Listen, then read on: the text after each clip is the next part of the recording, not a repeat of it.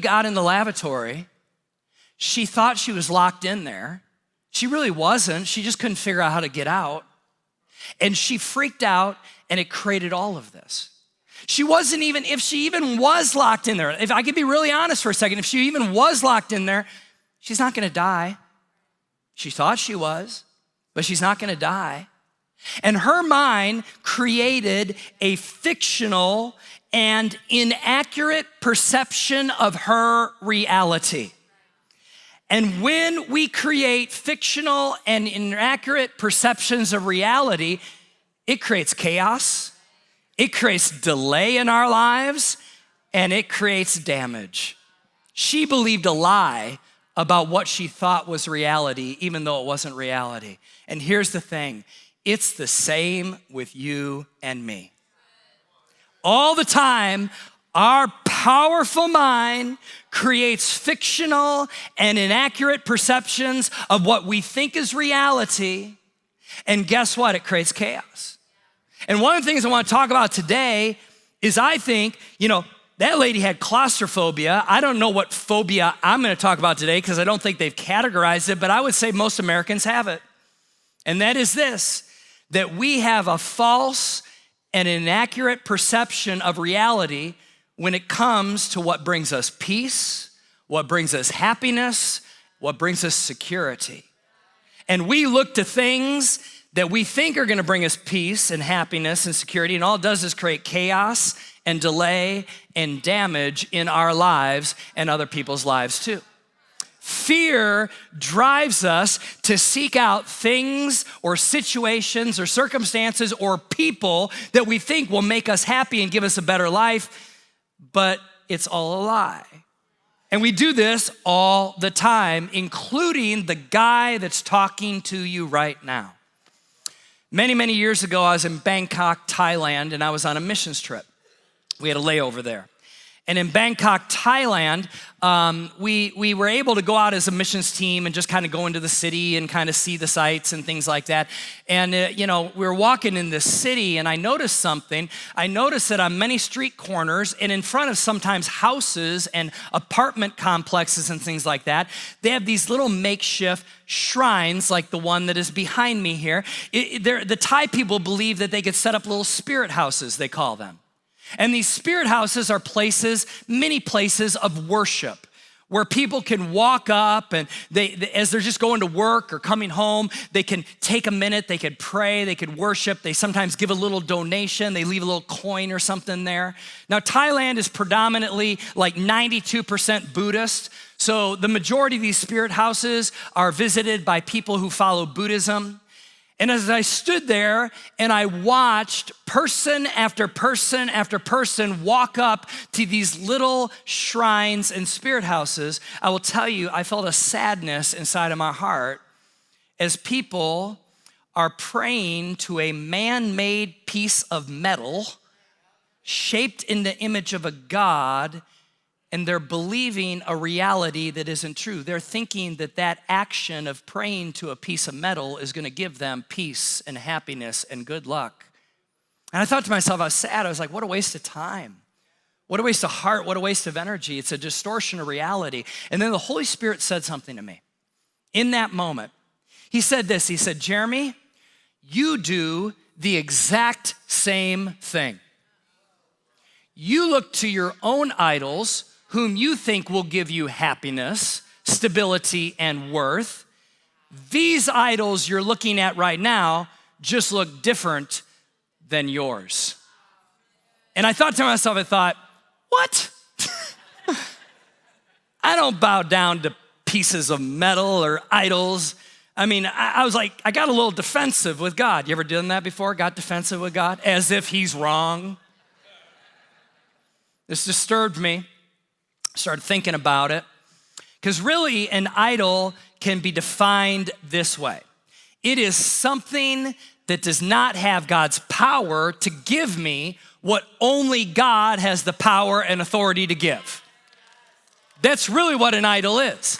We think of an idol as like someone in an under-resourced country kneeling down to a statue or something. But I love how Tim Keller, the late Tim Keller, a pastor out of New York, how he describes an idol. He says it this way: it's anything more important to you than God. Anything that absorbs your heart and imagination more than God. Anything you seek to give you what only God can give. Anything that is so central and essential to your life that should you lose it, your life would feel hardly worth living. It's an idol. And then he goes on to describe that basically idols are many gods or lords in our life. And he says this: whatever controls us is our Lord. The person who seeks power is controlled by power. The person who seeks acceptance is controlled by the people he or she wants to please. We do not control ourselves, he says. We are controlled by the Lord of our lives.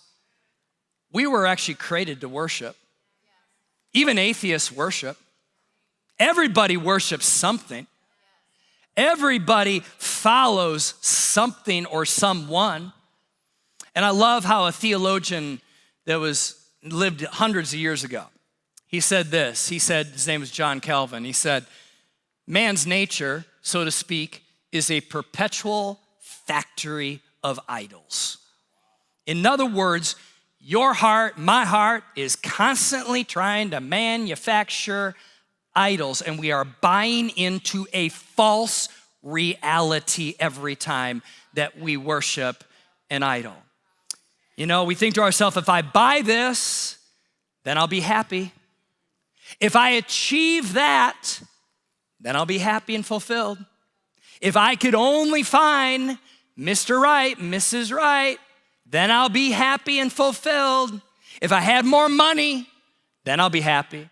If I could have what that person has, if I could do what that person does, if I could live in that place, then I will feel happy.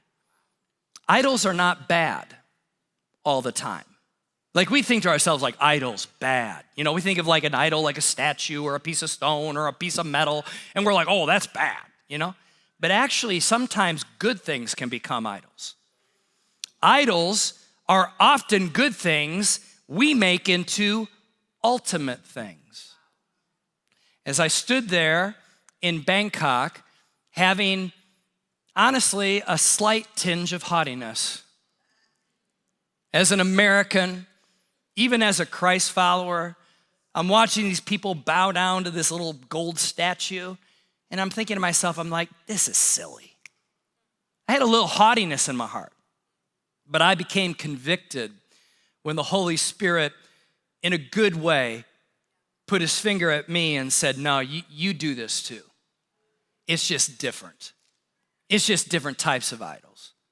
Like, I've been the senior pastor here for 17 years, that Jen and I have been in leadership here. And you know what? I've had to make a lot of difficult decisions in those 17 years of running a church this size. And back when Jen and I first became the senior pastors back in 2007, the church was practically broke. I mean, it was having trouble making payroll and paying bills and things like that. And so within weeks of becoming the new senior pastor, I had to make the really difficult decision to institute layoffs across the campus because we weren't able to afford even to pay people at that time. And that resulted in people getting really mad at me. And people even leaving the church. And I had to have 100 of those or 200 of those or 1,000 of those kind of decisions in the last 17 years. Oh, it may not be about that specifically, but how about even this? Like the decision I make on a Sunday morning to stand up here. What topics do I preach on? Because there are certain subjects that if I preach on it, culture's gonna push back on me. And people are gonna get mad at me if I preach certain things. In fact, even today, preaching about idols, there might be some of you that you're feeling a little frustration towards me. By the way, idols will do that. Whenever you point out an idol, they always solicit anger and defensiveness. So I got to ask myself a question. Do I preach certain things because people might push back? Or am I willing to lead the church in such a way that people may disagree with me? They may post things online that aren't even true. Or maybe they even post things online that are true, you know? Is my conviction to follow God and his voice and his spirit, is that my true north? Or is comfort my true north? Because at the end of the day, I am like you. I want people to like me. I didn't become a pastor to tick people off. I became a pastor because I wanted to help people find Jesus, but they even crucified Jesus. And can I tell you, they didn't crucify him because he loved people too much. They didn't crucify Jesus because he healed too many people. They crucified Jesus because he said some things that pushed against the idols of that day, the idol of religion. And guess what? There are times in your life and my life that we'll have to take a stand. And guess what? It's going to affect and disturb an idol in our culture, and there's going to be pushback. So here's the thing. Helping people is not bad as a pastor to do. Helping people is not bad, but that's not the ultimate thing. That's not my number one thing. The ultimate thing for Jeremy DeWeerdt, first as a Christ follower, secondly as a pastor, is my ultimate thing is worshiping and obeying God. That's the ultimate thing, right? Helping people is next. And sometimes worshiping and obeying God for you and I means that people don't like you. So you see, I have to choose it too. I have to choose, am I gonna allow fear to drive me to worship the idol of people pleasing? Or am I going to obey God and actually have a fear of the Lord and look and say, God, I'm going to obey you whether it's popular or not, and you'll bring me happiness, you'll bring me joy. See, we all struggle. We all struggle with good things tempting to become ultimate things in our life. And here's the problem with idols, all right? Let me tell you what the problem of idols are. Idols are made, and since they're created, they cannot create. In other words,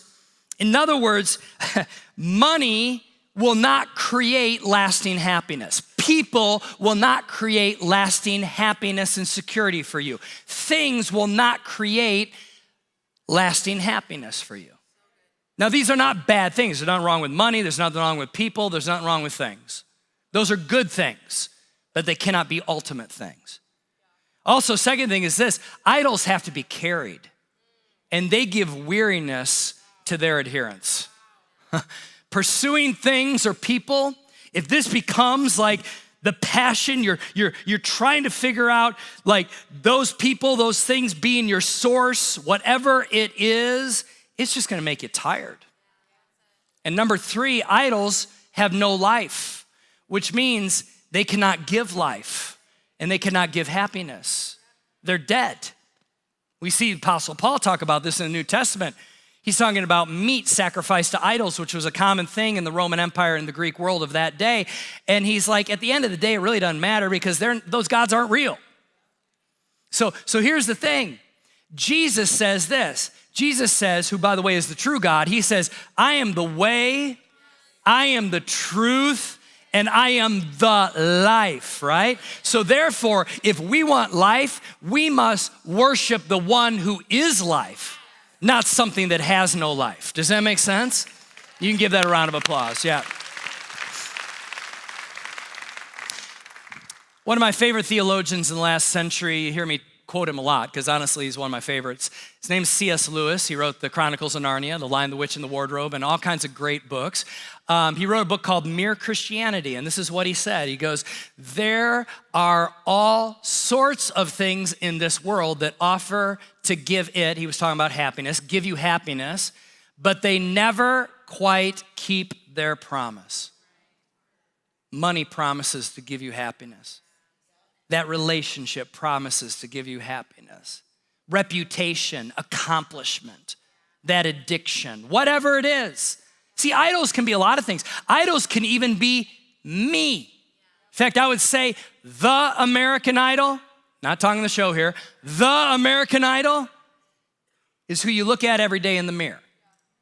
It's meism, my truth, me in charge. I'm the best, I'm the king, I'm the queen. Americans, we're great at this, you know what I mean? In fact, we really do think the rest of the world revolves around America. We really think that. But here's the thing, as we begin to wrap things up here, idols tend to be manufactured in our hearts during two seasons of waiting and seasons of winning. So you go, when do these idols get manufactured in my heart, like John Calvin said? Well, it's during seasons of waiting and seasons of winning. And I wrote this and I thought, well, that's kind of all of life. We're either waiting or we're winning, right? You know, when we're forced to wait, it's kind of like the children of Israel in the book of Exodus. Approximately, ironically, 50 days after they were released from Egypt and they go through the Red Sea, they are in the middle of what is called the wilderness, and all of a sudden God calls Moses to go up on the mountain. He's gonna give Moses the 10 commandments and the law. He's up there for 40 days and 40 nights, and in the meantime, the children of Israel become impatient. They don't like to wait. They become restless. There's 3 million of them, and someone decides that they are going to pool some gold earrings and gold rings and bangles and bracelets and all the things changed. We're gonna pool our gold together, we're gonna melt it down, and we're gonna create a golden calf because Moses is up on the mountain with God, but we need something tangible to see in the middle of our impatience. We wanna see something that we can give our attention to and we can worship. I want you to think about that when it comes to impatience. You know, in America, we want instant gratification. We want instant understanding. We want instant solutions to our problems. In fact, one author coined it this way: we are quickaholics. We have an addiction to quick. Let's just pretend this is a 12-step program for a moment. Hi there, my name is Jeremy DeWeerdt, and I am a quickaholic. I want things done yesterday. That's the way I am. And there's nothing wrong with being proactive. There's nothing wrong with, in a healthy way, being driven. I'm not trying to say that, but my point is that when things don't happen within the time frame that you expect, many times we begin to manufacture idols in our heart. Something or someone to look towards that will give us what we believe to be the happiness that we crave. I think one of the reasons why we hate to wait as people is because it makes us feel helpless and out of control. So we have this fear, and I'll tell you, it's as strong of a fear as that lady in that lavatory that day. It's as real as claustrophobia. We have this fear of wandering out into the unknown. Or maybe a better way of saying it, if I'm gonna use the lavatory analogy here, being trapped in the unknown. You see, we feel that when God says not yet, that means not ever. And so we start to get restless and we start worrying. Are we ever gonna marry somebody? Are we ever gonna get that job? Are we gonna be financially stable? Are we ever gonna accomplish what other people are accomplishing? Am I ever gonna, whatever. You start filling in the blanks, and pretty soon our heart starts manufacturing these little idols. The heart starts manufacturing the idols, and we start scrambling. And we start looking, and we start devising our own plan. We start looking to people, to things, to whatever, to bring happiness and stability. It happens when we wait, but it also happens when we win. You see, when we win, we start amassing success and stuff. And it says in the book of Obadiah, now I will tell you, I started thinking about this. I don't think I've quoted a verse out of Obadiah in years here at City First, all right? But there is a book called Obadiah, okay? And it says this in Obadiah, that you have been deceived by your own pride because you live in a rock fortress and make your homes high in the mountains. In other words, the children of Israel are winning. They're prosperous. And you know what happens when we start to win? We start to think, I did this. Look at what I've done.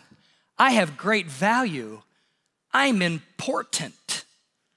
We do this.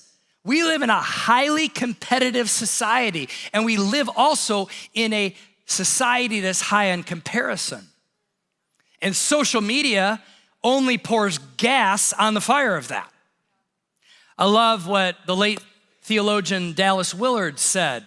He said that there's one fundamental question every human being is asking, and it is this: who has the good life? We start going, man, does my neighbor have the good life?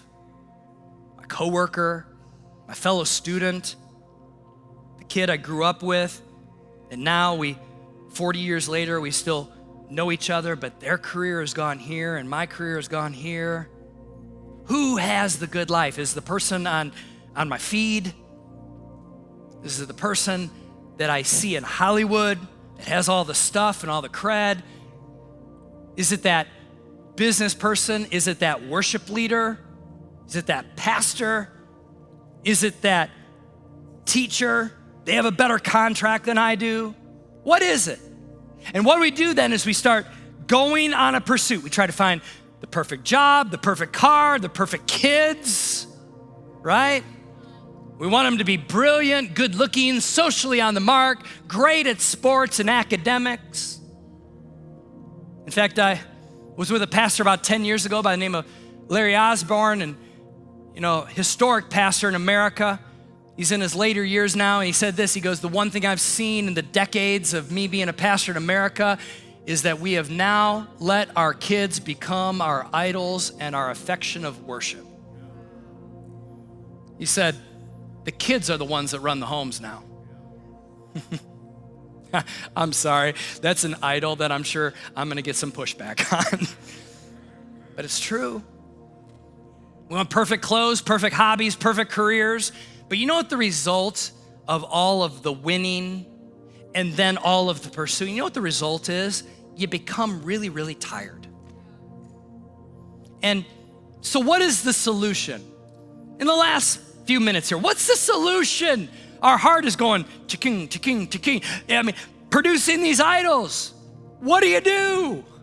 Well, regardless of the idol, no matter what it is, even the ones that are the obvious or maybe the ones that aren't obvious, I love what it says here in 1 Samuel chapter 5, verses 1 through 5.